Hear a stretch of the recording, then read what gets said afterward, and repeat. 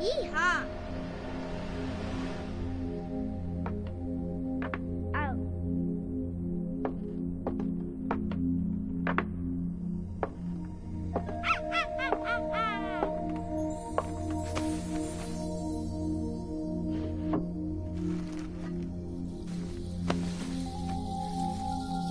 La la la.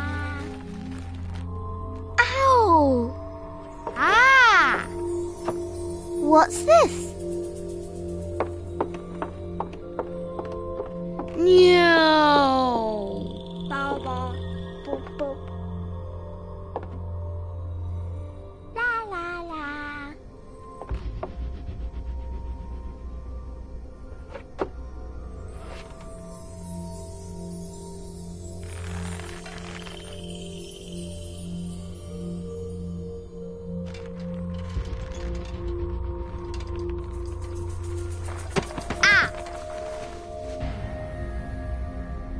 Ooh.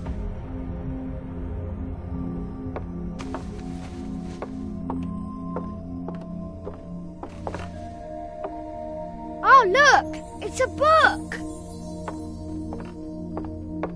Maybe it's a book about pirates with a treasure map.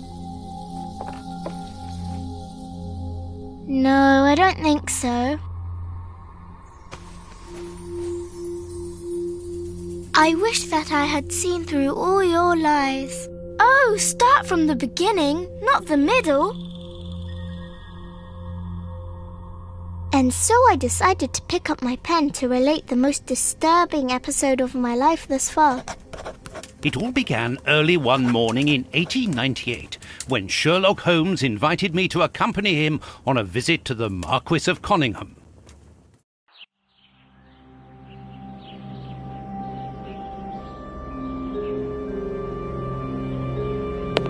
Watson, my dear fellow, we can now go and inform the Marquis that we have found the Samoan necklace, and very much faster than Inspector Baines, too, which pleases me. Have you really solved the theft, Holmes? And so quickly? I have indeed, Watson, and believe me, it was completely unnecessary to spread out all over London, as our friend Baines thought was best. He likes to boast that his methods are equal to mine, but once again the outcome has contradicted him. After all these years of accompanying you upon your investigations, I thought that by now I should be reasonably capable of following your train of thought. But in this particular case, I must admit that I don't understand anything at all. Ah, you see, but you do not observe, Watson. There lies the difference. It is a matter of course. A matter of course? In the middle of the night, when everyone is fast asleep, the service bell within that room rings out and alerts the servants. They dress quickly and come running, but the door is locked and there is a strong smell of burning from within. A few seconds later, the master of the house himself, the robbed Marchioness's husband, the Marquis of Conyngham, arrives and unlocks the door using the sole key. A fire has started inside the room, but they have managed to arrive in time to put it out. It is at that moment that the Marquis realizes that the famous Samoan necklace, which had been safe within its glass cabinet only a few hours earlier, has now disappeared. In order to explain, let us confirm my theory before the arrival of Inspector Baines.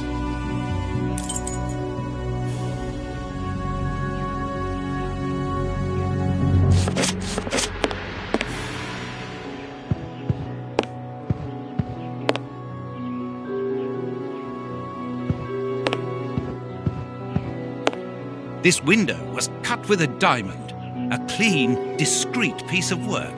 This is where the necklace was. See how tiny the hole is, and not one fingerprint upon the window.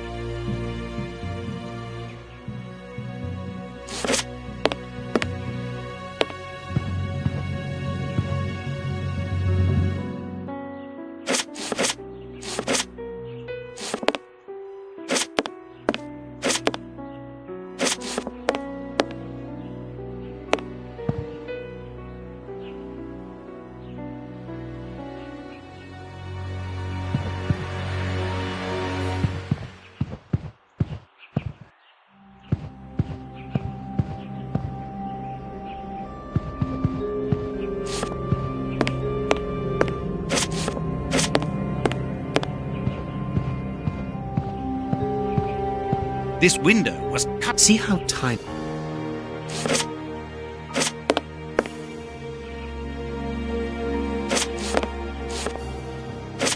This window was cut with a diamond. See how tiny... This window... See how...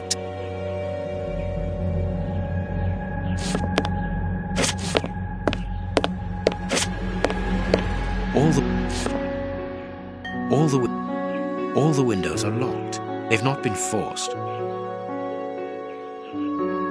A mark undoubtedly made by a diamond. Someone tried to cut the glass, but he was interrupted. Therefore, the thief tried to escape through the window, but he was interrupted.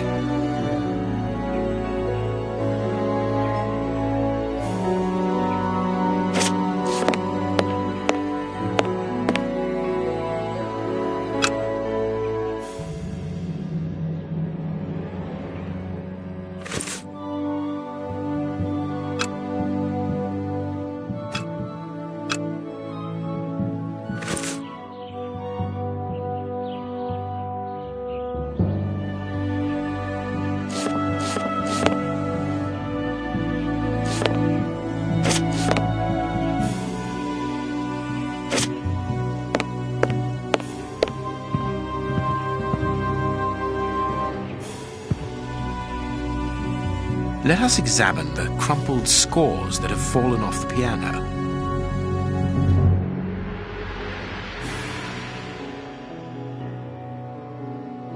Nothing of interest here, nothing of interest here, nothing of interest here.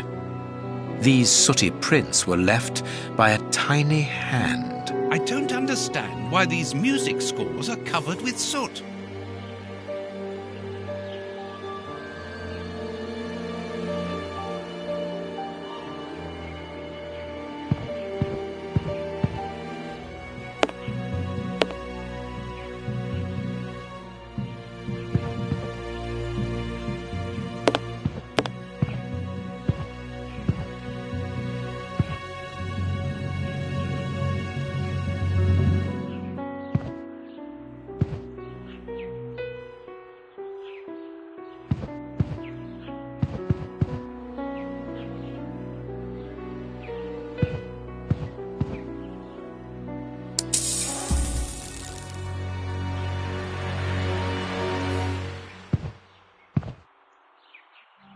Footprints. You are not going to get on your knees to examine them. There is no need. It is soot. The servants must have trodden in it while they were putting out the fire.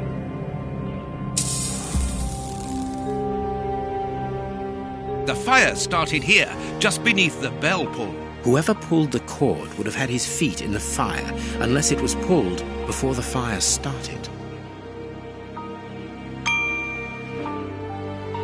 Heading towards his chosen escape route, probably the window, the thief knocked over the stool, which then caught fire. But why didn't he try to put the fire out at once?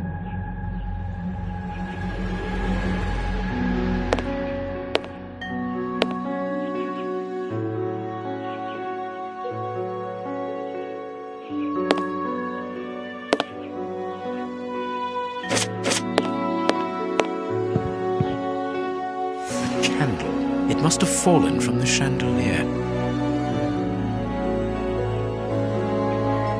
These documents are not very interesting, even though they're addressed to the Minister of Maritime Affairs. The Marquis himself.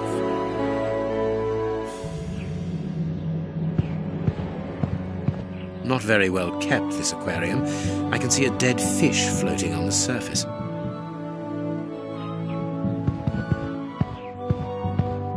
All the windows are locked. They've not been forced.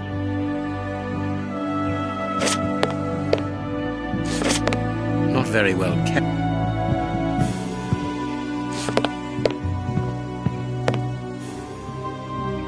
This draft screen makes an ideal hiding place. As the theft was committed at night, I conclude that the thief hid himself behind the draft screen and waited until he was alone in the room. Strange. There aren't any prints, yet I'm sure that the thief hid here.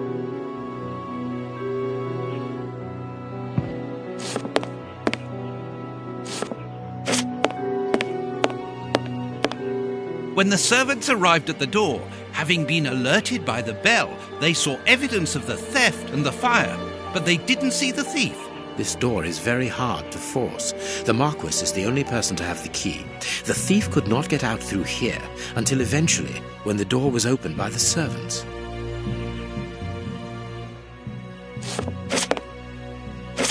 What do you think, Holmes? Let us search the room before the police get here. We might throw some light onto all this.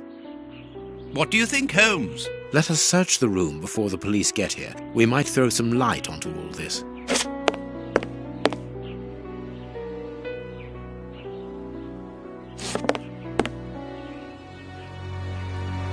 Strange. There are some objects here that have been knocked over. Ah, Mr. Holmes. You're already here. Good morning, Inspector. You've arrived just in time. Scotland Yard arrives like the cavalry, always in the nick of time. Ah, but I know that satisfied expression, Mr. Holmes. Have you already solved the case? It's possible. We have retraced the thief's rather unusual footsteps. He is a true acrobat. But what I cannot understand is that when the servants entered the room, there was no one to be seen. An acrobat, perhaps, but an invisible one? I do not think so. The only explanation is that the thief escaped before the servants arrived. I don't know how, but there is no other way. Half a point for the doctor, nil for the inspector. I am pleased to see that you find the situation amusing, Mr. Holmes. Very well then, explain. Dr. Watson was correct when he mentioned acrobatics, but he is mistaken about the nature of the acrobat. As for you, Baines, you're quite incorrect, as the thief was in the room when the servants entered. Explain, for heaven's sake, Mr. Holmes. Watson, how could a thief be missed in the middle of 8 men? I don't know. Because he is very small? Stop teasing us, Holmes. Exactly, because he is small and remarkably agile. You're thinking of a monkey? And a trained monkey at that, without a doubt, a Leontopithecus rosalia from Central America. The animal had been hidden inside the room for several hours, calmly awaiting the signal from his master. Once night had fallen and the room was empty, a high-frequency whistle alerted the monkey that it was time to begin the procedure for which he had been trained. The monkey emerged from his hiding place and used the point of a diamond to open the glass cabinet and steal the necklace. He headed across to the window by the chimney, but knocked over the stool, which in turn knocked aside the fire guard and started the fire. The frightened monkey jumped from the chimney by swinging from the bell pull, thus alerting the house servants.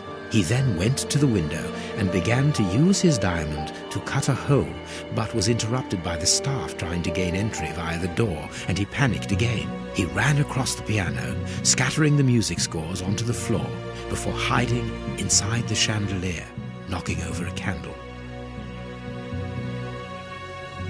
Finally, the servants and the Marquis entered the room, leaving the door open while they put out the fire. It was during the confusion that our agile little thief made his escape through the doorway. As simple as that. A brilliant explanation. Bravo, Holmes. And the necklace? I can see it from here, my friends. It's right in front of us. We have searched the room from top to bottom, Holmes. How were we unable to find it? Because we paid insufficient attention to the only victim of this affair. What victim? No one is dead? Yes, Watson. A poor goldfish whose destiny was to die, crushed by one of the most precious necklaces in England. The aquarium is just beneath the chandelier. I understand. The little monkey had likely hung the necklace around its neck and lost it when he leapt from the chandelier. The jewels fell into the aquarium, where they remain now.